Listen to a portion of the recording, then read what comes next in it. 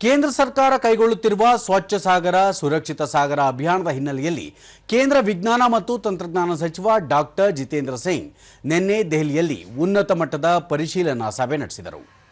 ಎರಡು ರಾಷ್ಟ್ರೀಯ ಉಪಕ್ರಮಗಳ ಪರಿಣಾಮಕಾರಿ ಅನುಷ್ಠಾನವನ್ನು ಖಚಿತಪಡಿಸಿಕೊಳ್ಳಲು ವಿವಿಧ ಸಂಸ್ಥೆಗಳ ನಡುವೆ ಸಮನ್ವಯತೆಯನ್ನು ಸಾಧಿಸಿ ಹೆಚ್ಚಿನ ಸಂಖ್ಯೆಯಲ್ಲಿ ಸಾರ್ವಜನಿಕರು ಪಾಲ್ಗೊಳ್ಳುವಂತೆ ವ್ಯವಸ್ಥೆ ಮಾಡಬೇಕೆಂದು ಈ ಸಂದರ್ಭದಲ್ಲಿ ಸಚಿವರು ಅಧಿಕಾರಿಗಳಿಗೆ ಸೂಚಿಸಿದರು.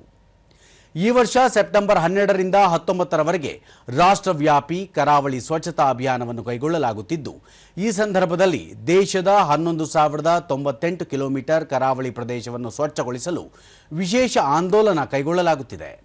ಈ ಕಾರ್ಯಕ್ರಮದಲ್ಲಿ ಕೇಂದ್ರ ಮತ್ತು ರಾಜ್ಯಗಳ ಸಚಿವಾಲಯಗಳು, ಶೈಕ್ಷಣಿಕ ಮತ್ತು ಸಂಶೋಧನಾ ಸಂಸ್ಥೆಗಳು, ಜಿಲ್ಲಾಡಳಿತಗಳು, ಯುವ ಸಂಘಟನೆಗಳು ಹಾಗೂ ಸ್ಥಳೀಯ ಸಮುದಾಯಗಳು ಭಾಗಿಯಾಗಲಿವೆ.